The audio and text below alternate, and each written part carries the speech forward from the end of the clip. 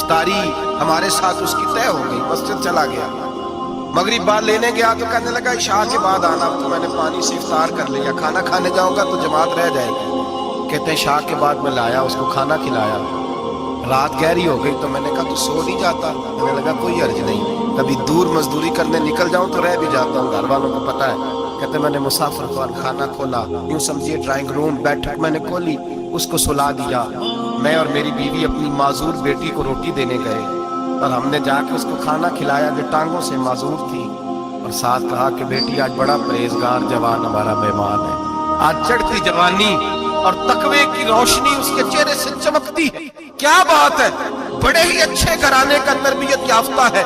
کہتے ہیں بچی کو کھانا کھلا کے لوٹے، اپنے کمرے میں سو گئے، بیٹی اپنے کمرے میں لیٹ گئی، ترس گئے تھے کہ بیٹی قدموں پہ چلے، تہجد کا وقت ہوا تو دروازے پہ دستک ہوئی، بڑی بے چینی کے ساتھ اٹھے میاں بیوی، کون ہے؟ بیٹی کی آواز آئی، ابا جی دروازہ جلدی کھولیں۔ کہتے ہیں کلیجے پھٹنے لگے، ذہن بکھرنے لگے، سوچے ہیں کہ وہ 2-1 منٹ ہمارے اوپر پہاڑ بننے لگے، دروازہ کھولا تو وہ بیٹی جس کے لیے ترس گئے تھے کبھی چلے گی، وہ اپنی ٹانگوں پہ کھڑی ہے، کبھی دوڑ کے ادھر جاتی، کبھی دوڑ کے ادھر آتی۔ بیٹیاں پریشانی کا فون کرتے تو پھر بھی آنسو نکل آتے ہیں، اور بیٹی گھر میں خوشی آ جائے تو پھر بھی ماں باپ رو کے ہی شکر ادا کرتے ہیں، ان کے لیے روتے ہی رہتے ہیں۔ کہتے میں تڑپ گیا، بیوی بھی رونے لگی، بیٹے یہ کیا ہوا؟ ہم تو مایوس ہونے لگے تھے معاذ اللہ کہ اب تو ٹھیک نہیں ہوگی، کیا ہوا؟ کہنے لگے ابا جی اماں جی آپ نے بتایا نا نیک جوان آیا ہے، نیک آیا ہے، تو میں آپ چلے گئے تو میرے دل میں خیال آیا اے اللہ اگر وہ واقعی نیک ہے تو اس کے صدقے مجھے شفا ہی عطا فرما دی، یا ایھا الذین آمنوا اتقوا اللہ وابتغوا الیہ الوسیلہ، اے اللہ صحت ہی دے دے۔ کیونکہ ابھی میری دعا بھی پوری نہیں ہوئی کہ میرا وجود حرکت کرنے لگا، اور یہ دیکھو میں اٹھ کے کھڑا ہو گئی ہوں۔ کہتے ہیں ہم لوگوں نے یہ دیکھا تو بھاگے اس کے کمرے کی جانب، جب دروازے پہ ہاتھ رکھا تو دروازہ کھل گیا، آگے گئے تو پلنگ خالی تھا، ایک رکا چھوڑ گیا ہے۔ کہنے لگا مجھے پتا ہے میری حقیقت کھل گئی ہے، میں تو اللہ کا بندہ ہوں، اگر تمہیں مجھ سے ذرا بھی پیار ہو گیا ہے تو میرے پیچھے نہ بھاگنا، اللہ کی بارگاہ میں جھک جانا، پھر گناہوں سے توبہ کر لینا۔ کہا وہ تربیت یافتہ جوان آیا ہے اور مجھے بدل گیا ہے۔ میرے بھائی ماں باپ کی ذمہ داری اولاد کو نکھارنا ہے، ان کو سنوارنا ہے، روزی روٹی کی ذمہ تو اللہ تبارک و تعالیٰ نے لیا ہوا، جو ڈیوٹی اللہ کی تھی وہ معاذ اللہ ہم نے اپنے ذمہ لے لی ہے۔ اولاد کو رزق حلال کی تربیت کریں، انہیں حکم دیں کہ وہ ہاتھ نہ پھیلائیں، انہیں کہیں کہ وہ محنت کر کے کھائیں، لیکن اصل تو ان کا اخلاق سنوارنا ہے۔ بچے ہمارے ان کی پوزیشن اتنی خراب ہو جاتی ہے، ہم لاڈ پیار میں اتنا ضدی کر لیتے ہیں، جب جس بچے کا ماں باپ کے ساتھ گزارا نہیں، بتلائیے وہ بیوی کے ساتھ گزارا کرے گا؟ جس کا ماں باپ کے ساتھ وقت نہیں گزرتا وہ بہن بھائیوں کے ساتھ گزارے گا؟ جس کا ماں باپ کے ساتھ وقت نہیں گزرتا وہ کولیگز کے ساتھ وقت گزارے گا؟ کس طرح وہ اپنے آپ کو، میرے نبی کریم سید عالم صلی اللہ علیہ وسلم نے ڈیوٹی لگائی کہ ماں باپ اپنے بچے کی تربیت کریں، انہیں اللہ سے جوڑیں۔ تکلیف میں وقت گزارا جناب اسماعیل۔ ایک روایت ایسی بھی ملتی ہے کہ 13 سال حضرت ابراہیم پلٹ کے گئے نہیں بیٹے کا پتہ لینے، لیکن جب بھی بیٹے نے ماں سے باپ کے بارے میں پوچھا کہ میرے والد کیوں نہیں آتے، تو ماں نے ایک ہی لفظ کہا، بیٹے جناب ابراہیم اللہ کے نبی ہیں اور اللہ کے حکم سے ہمیں چھوڑ گئے ہیں۔ ایسی تربیت، ایسی ٹریننگ، بچے کے ذہن کو بدل ڈالا، اسے اللہ والا بنا لیا۔ اور ہمارے مفسرین نے بحث کی ہے کہ جناب اسماعیل جو اللہ کی راہ میں قربان ہونے کو تیار ہو گئے، ان کے سینے میں جو رب کریم کا اتنا پیار محسن ہوا کہ وہ گردن کٹانے پہ تیار ہو گئے۔ فرماتے ہیں یہ تربیت جناب ہاجرہ کی، یہ ٹریننگ حضرت وہ فیضان نظر تھا، یہاں کے مکتب کی کرامت تھی۔ سکھائے کس نے اسماعیل کو آداب فرزندی؟ میرے بھائی یہ جناب ہاجرہ نے تربیت دی۔ ایک بہت بڑے محدث ہیں، اتنے بڑے محدث ہیں کہ میرے نبی کریم کی مسجد نبوی میں وہ حدیث کے استاد رہے، حضرت ربیعہ بن عبد الرحمن، نبی پاک کی مسجد نبوی میں حدیث کے استاد، اور حضرت حسن بصری جو جناب علی کے شاگرد ہیں وہ بھی حضرت ربیعہ کے شاگرد ہیں، حضرت امام مالک جو 70 سال تک مدینہ اور مکہ میں حدیث پڑھاتے رہے وہ بھی حضرت ربیعہ کے شاگرد ہیں۔ ان کے والد کا نام تھا عبد الرحمن فروغ۔ تاریخ بغداد میں لکھا ہے کہ بنو امیہ کے دور میں تابعین کے زمانے میں جناب عبد الرحمن بن فروغ گھر سے چلے گئے۔ ایک روایت ہے بچہ چھوٹا تھا، ایک روایت ہے بچہ ابھی ماں کے پیٹ میں تھا، جہاد کرنے چلے گئے۔ उस दौर में ये जिहाद होता था कि एक इलाका फतह किया तो मुसलमान अगले इलाके में चले गए, अगला फतह किया तो अगले इलाके, एक के बाद दूसरे लोग पलट के नहीं आते थे। हजरत अब्दुल रहमान गए, 30,000 दिनार बीवी को दे गए, कहने लगे संभाल के रखना, और जिहाद करने निकले तो 27 साल तक गाड़ी नहीं आई।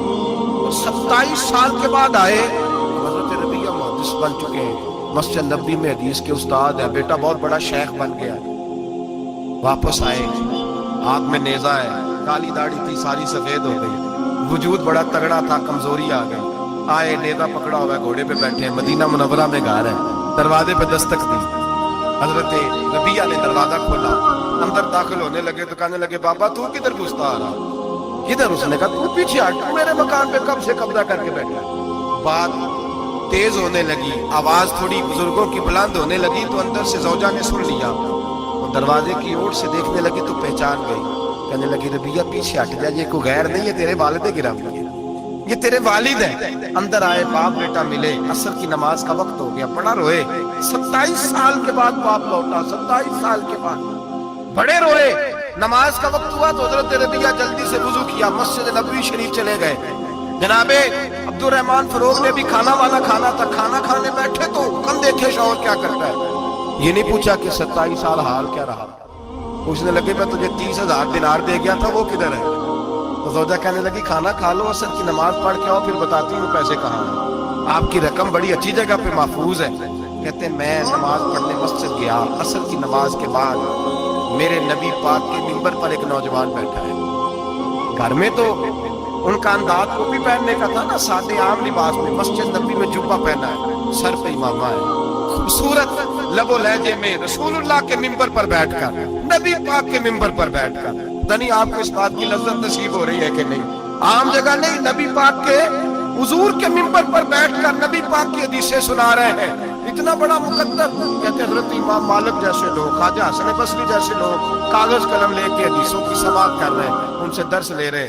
जनाबे अब्दुल रहमान कहते हैं मेरी नजर उठी, कुछ बूढ़ा हो गया था, कुछ उस वक्त वो टोपी में सादे लिबास में थे, पहचान ना पाया।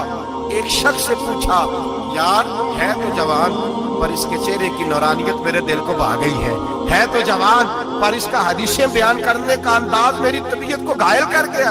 ये कौन है जो नबी पाक की मस्जिद में बैठ के हदीसें बयान कर रहा है? कहते इमाम मालिक कहने लगे बाबा जी चुप कर जाओ, हमारे उस्ताद के बारे में ऊंचे लबो लहजे में बात ना करना, देखते नहीं कितने कितने लोग बैठे हुए खामोशी से। तो मैंने कहा मुझे भी तो बता दो ना है कौन?